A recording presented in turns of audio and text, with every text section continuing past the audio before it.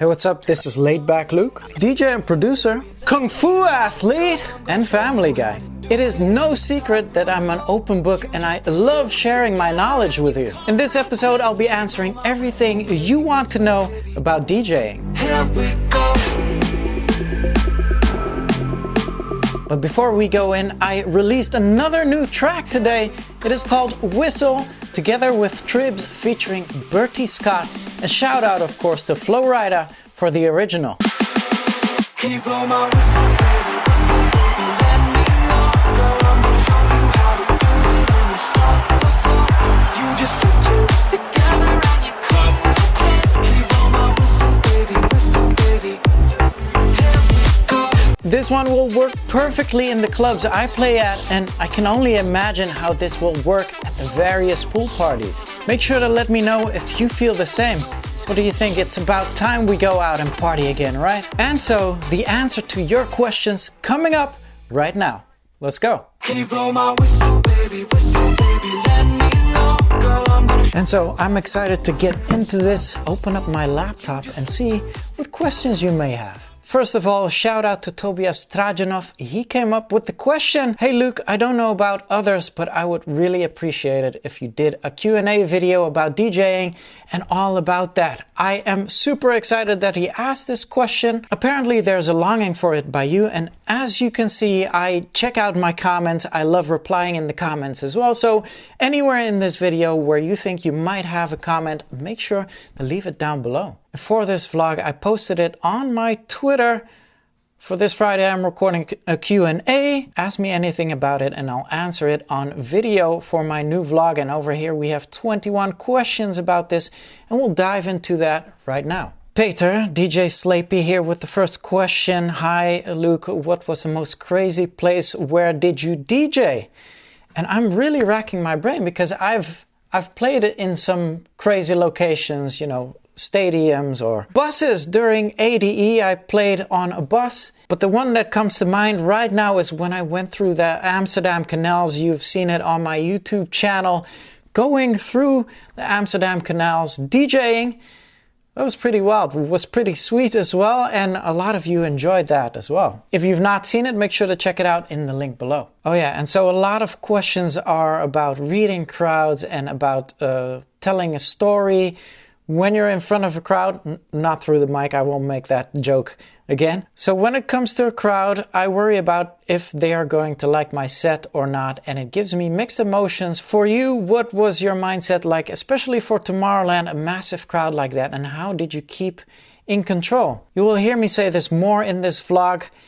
Pockets of energy. It's monitoring pockets of energy. And I know it sounds very spacey, but when you have a big and open crowd like that, you see pockets of people reacting differently to the various tracks you play. That corner over there starts jumping. This corner over here is like hanging out a little bit more. Oh, that corner over there feels it too. The front row is a little bit like, I don't know about this. That's how you pick up on the energy, and it doesn't really matter how big of a crowd it is. What's important is to look into the crowd and see and catch that. And if you catch that, okay, so what then can you play to have this pocket of people go wild or have the front row go wild? So what do? Okay, maybe test this track out. And obviously, you're still trying to tell a story, so make sure you mix about 2 tracks, then go into another track. Maybe they are more commercial, maybe they are more underground. Whatever it is that starts making them move is interesting because you already had these people move. Now they start moving as well. Hey, these people are maybe even dancing harder, so you're doing something right there. And what I always try to get at in a DJ set is that at a certain point you reach peak level energy where you are taking the whole crowd, you've massaged all of those pockets in, and you are taking the whole crowd to another level. And whenever I reach that in a set, in a festival or at a club, I know that my set has worked. My goal is fulfilled, and people will go home with a really nice feeling. Okay, Surge Music. Hey Luke, great idea. Thank you, Sergio. My question is regarding back-to-back, which are the most important factors for this type of sets. One idea could be for you to make an In My Mind set with a back-to-back session. What do you think? I think that's a great idea. Actually, I would love to do a back-to-back set with someone and make it an In My Mind vlog. And I've been thinking about that, but obviously because of the pandemic, this was impossible to get together with someone and record it somewhere.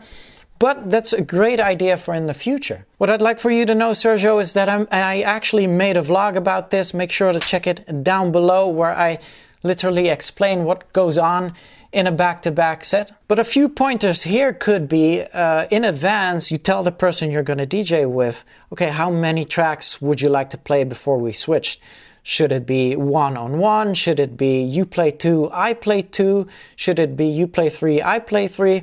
And I always forewarn the DJ next to me is that I will be on top of their tracks. I will be doing some trickery. I will be throwing in some acapellas. I'll be throwing in some effects. Maybe I'll even touch the knobs. They can do that with me as well. The beauty of a back-to-back set is the interaction at a certain point, where you just nod at your fellow DJ and they know that, you know, a break is coming, or keep it going, keep the track going before you mix. And it's very interesting how that works. And when it works out, it's always an amazing feeling. Shout out to Amp Techno, who doesn't have any questions, but he thinks it's a cool idea. I see you, Preston. Make sure to give me a like right now if you think this vlog is a great idea as well. But before we continue, I need to give a special shout out to some of the Mixmash family members today. Unity is back at it again with his new track, Wish You Were Here.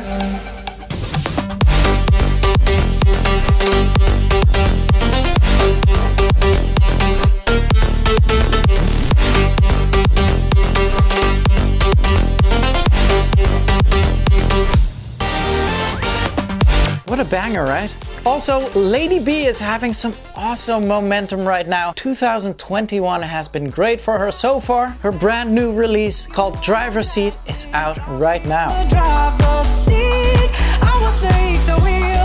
Tell you how I feel when you ride with me. Driver's seat, I will take the wheel. Tell you how I feel when you ride with me. I'll be in the driver's seat. Make sure to check out all of the new Mixmash releases through the link in the description below. And do let me know what your favorite one is. Okay, let's get back to the vlog. Ooh, Oliver Lee with an amazing question. Why is it so hard to make it in the industry just on pure musical talent? It can't even open doors for you anymore. Everything evolves around money, branding, how many followers you have on social media platforms before they even look at you. What happened about the art? And you know what, Oliver Lee, I think you're right. I feel the same way. Maybe we are older, I am older, maybe you're a bit older, but for us, how it was back then, it was very different. And indeed, there was more opportunity to break through because of the art, because of your talent. But in the late 90s, it was super hard to break through as well. Can you imagine the people that I looked up to and trying to reach their level? It was insane. And what could you do? You had magazines. The world was a lot bigger. You didn't even have internet. How could you reach out to these people? How could you network with these people? All the traveling wasn't as easy as it is now, or as it was pre-pandemic. I think the core, and how cheesy this sounds, is to not hate the game, is actually to play the game.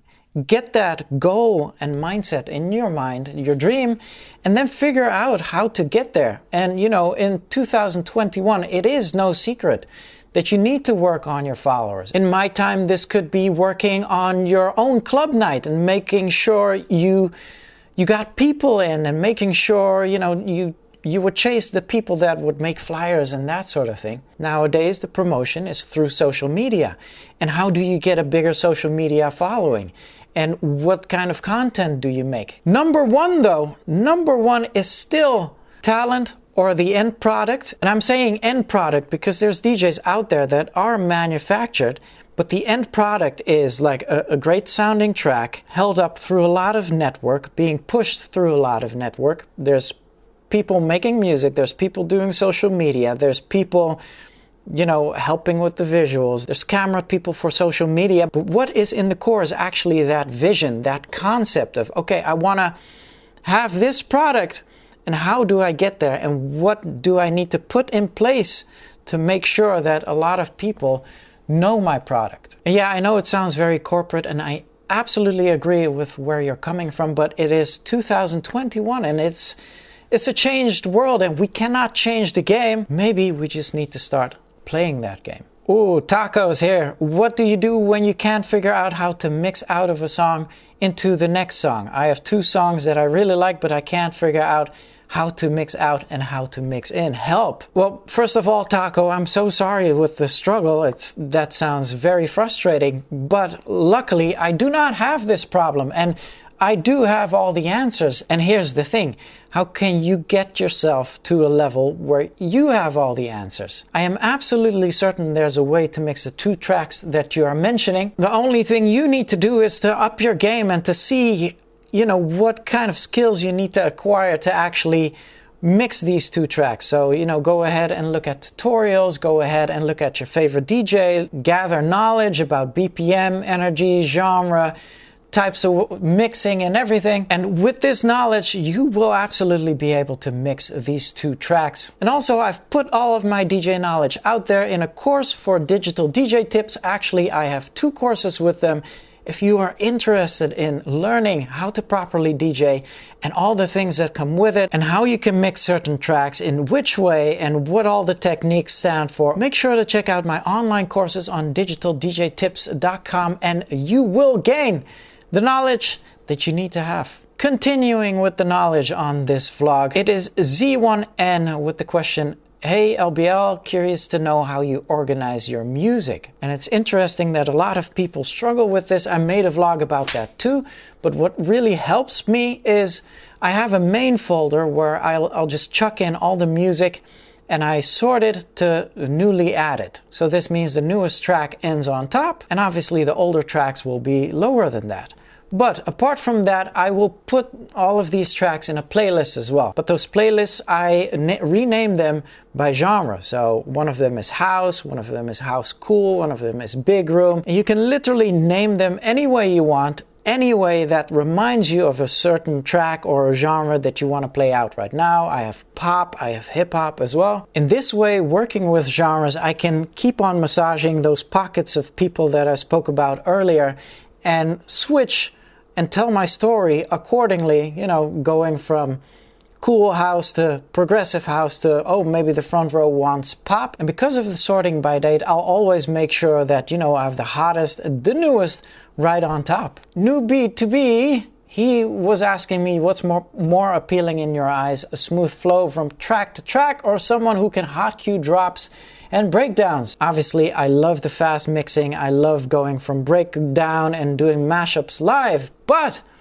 the real answer is this. I think both are equally important. It just matters what kind of energy you're at, what kind of environment you're at, what kind of style of music you are playing, what kind of crowd is in front of you. And obviously I can do this as well. I can smoothly flow from track to track, which I would do more in like opening sets. And obviously peak time you can mix fast. It really depends on the crowd and the moment. So it's best to know it all and to be able to do it all and then to utilize it. Oh, Dasborough with a really good question. How to continue having fun after years on the job and not let gigs turn into another day at the office? Does it get tiring? And it's interesting. I've been talking to colleagues about this on Zoom, and what comes to mind is a certain oversaturation of shows. A lot of DJs pre-pandemic have done the maximum of shows that's humanly possible, flying all over the globe and just keeping going and keeping going. And with an oversaturation of shows like that, it definitely becomes tiring. And at a certain point, you lose life energy, and it's fascinating how that goes. But it's comparable with, say you love pizza and you eat pizza every day, eating pizza for breakfast, for lunch, for dinner, maybe as a snack as well.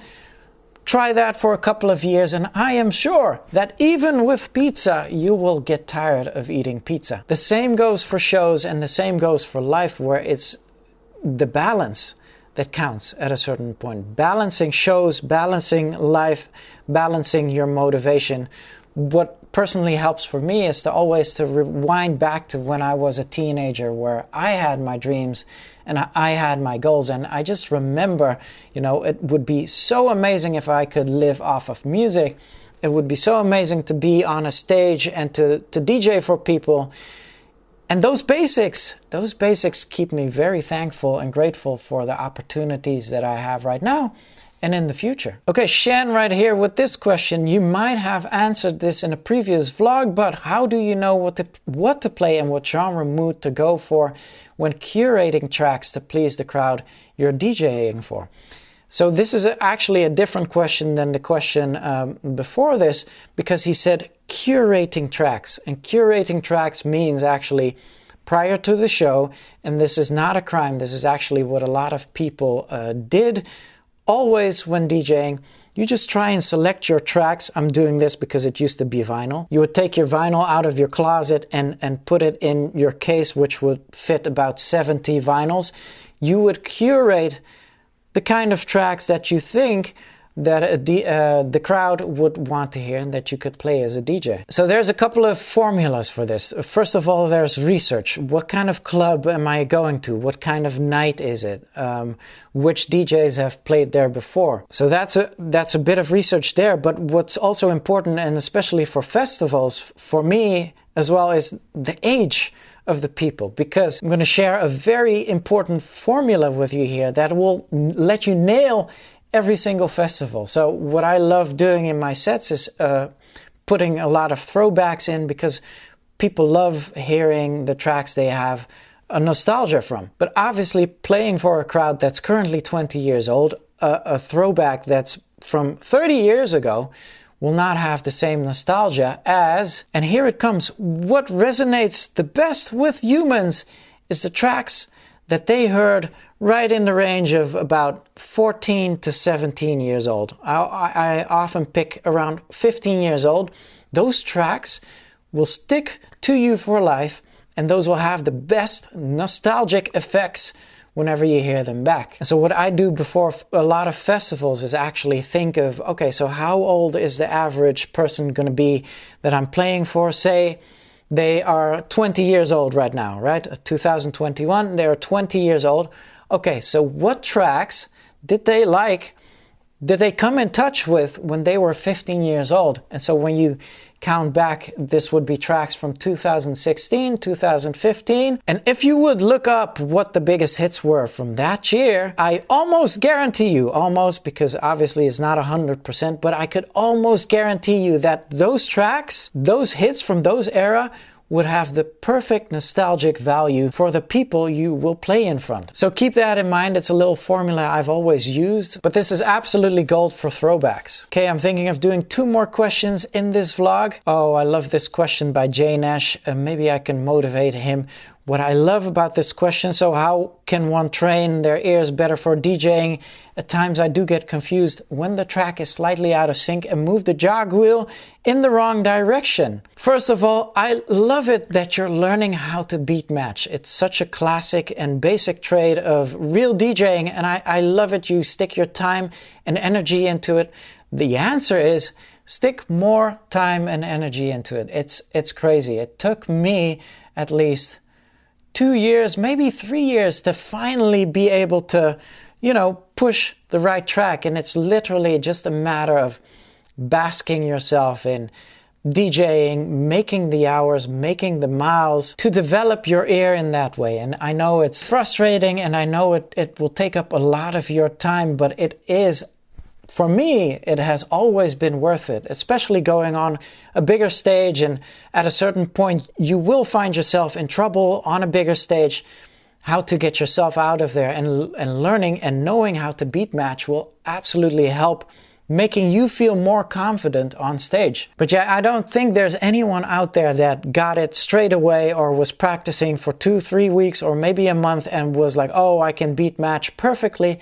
No way. Beat matching is super, super hard, and it took me several years as well. So all I can say is keep up and keep enjoying practicing and keep enjoying DJing. Atticus with the last question in this vlog. Do you ever find yourself in situations where while playing live you kind of lose your flow and the story within the set kind of gets messed up a little bit track selection wise, and how do you fix this?